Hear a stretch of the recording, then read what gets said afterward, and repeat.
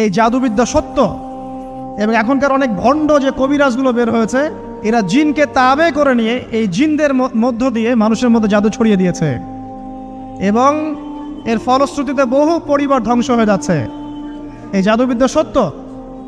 আরও একটা জিনিস সত্য, নবী সাল্লাল্লাহু আলাইহি ওয়াসাল্লাম বলেছেন ইন্না আইনাল হক, চোখের নজর সত্য। নবী করিম সাল্লাল্লাহু আলাইহি ওয়াসাল্লাম বলেছেন চোখের বদনজর সত্য। এই যে আমরা বলি ফেসবুকে এত বেশি ছবি দিয়েন না ভাই, ছবি তুলেন না, ছবি তুলেন না, বারবার যে বলি নিষেধ করি, কারণ কি জানেন? একটাই কারণ, বিকজ চোখ লাগাটা সত্য। মানুষের চোখ লাগে, এই কথা শুনলে অনেক মজুমদাররা হাসবে না? কথা বুঝতে পারেন নাই?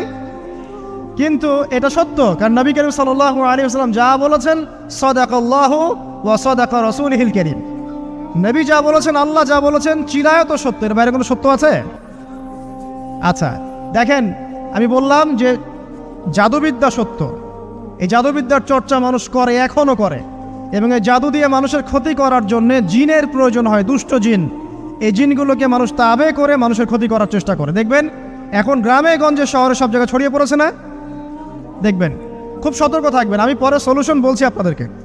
আরেকটা বলেছি, নবী সাল্লাল্লাহু আলাইহি ওয়াসাল্লাম বলেছেন চোখের বদনজর এমন সত্য যে একটা উটকে এই রান্নার ডেকচির মধ্যে ঢুকাই ফেলতে পারে। মানে একটা উট খুব সুন্দর ভালো, আপনি দেখছেন মাশাআল্লাহ বলেন নাই, নজর লেগেছে, উটটা মারা গেছে দেন, তারপর তাকে জবাই করে খেয়ে ফেলতে হয়েছে।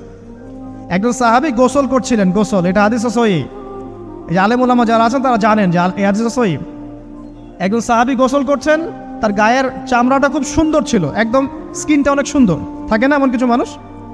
আচ্ছা, এখন আরেকজন সাহাবী এই গোসল দেখছেন দূর থেকে, দেখে বলছেন যে কি চমৎকার তার শরীরের রংটা, যেন কুমারী নারীর মতো, অনেকটা এমন একটা কথা তিনি বলেছিলেন। সাথে সাথে এই সাহাবী অজ্ঞান হয়ে পড়ে গেছে। কোন সাহাবী? যিনি গোসল করছিলেন। এটার আপনি কোনো ব্যাখ্যা দিতে পারবেন না তো, এখানে কোনো সায়েন্স দিয়ে বা মেডিকেল সায়েন্স দিয়ে আপনি কোনো ব্যাখ্যা করতে পারবেন না। একটা ব্যাখ্যা দিতে পারেন, কিন্তু কেন সেটা হলো সেটা আপনি অ্যান্সার খুঁজে পাবেন না। তো নবী সাল্লাল্লাহু আলাইহি ওয়াসাল্লামের কাছে নিয়ে যাওয়া হলো তাকে।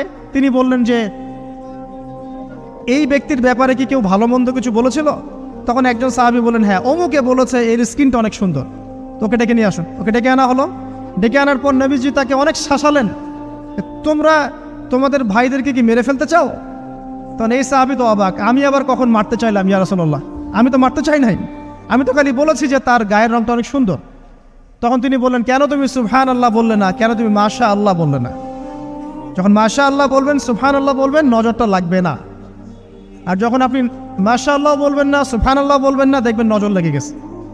আপনি বিশ্বাস করেন ব্যবসা খুব ভালো চলছে, মানুষ বললো যে বাহ তোর তো ব্যবসা হেভি, লালে লাল শাহজালাল, ঠিক আছে, দেখবেন আপনার কেনা বেচা বন্ধ হয়ে গেছে। এরকম হবে, আমার কথাটা বিশ্বাস করেন।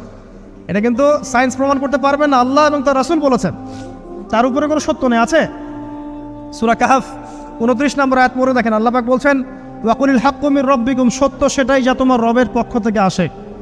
ফামান শাআ ফালইউমিন, যার ইচ্ছা হয় বিশ্বাস করুক, ওয়ামান শাআ ফালইয়াকফুর, যার ইচ্ছা হয় সে অস্বীকার করুক। এই কারণে আমরা বলি ফেসবুকে এত বেশি ছবি দেওয়া, এই আই ওয়াশ করা, এই যে শোডাউন করা, হ্যাঁ, ইসলামের কিছু কাজ করলেন একদম মানুষকে না দেখাইতে পারলে ঘুম হচ্ছে না, এগুলো বন্ধ করেন, এগুলো বন্ধ করে দেন আল্লাহর ওয়াস্তে।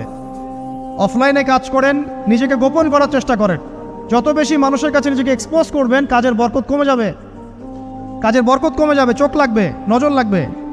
এবং চোখ লাগা বদ নজরে বহু আলেম আস্তে আস্তে মাঠ থেকে মাইনাস হয়ে গেছে না? যায় নাই? এখন কি আলেমদের সংখ্যা বেশি না কম? যত দিন যাবে আলেমের সংখ্যা আরও কমে যাবে। নবীজি বলেছেন আলেমদের সংখ্যা কমতে থাকবে, মানুষ জাহেলদেরকে আলেম বানিয়ে নেবে।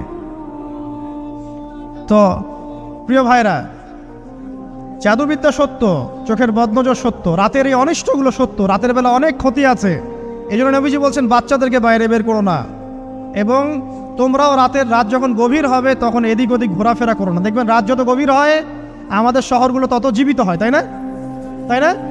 রাত যত গভীর হচ্ছে শহর তত জীবিত হয়। চায়ের দোকানে আড্ডা বেশি, ওই সিনেমা দেখছে, টিভি দেখছে, ক্যারাম খেলছে, লুডো খেলছে, ঘুম নাই। ঘুম কখন? ফজরের আগে আগে।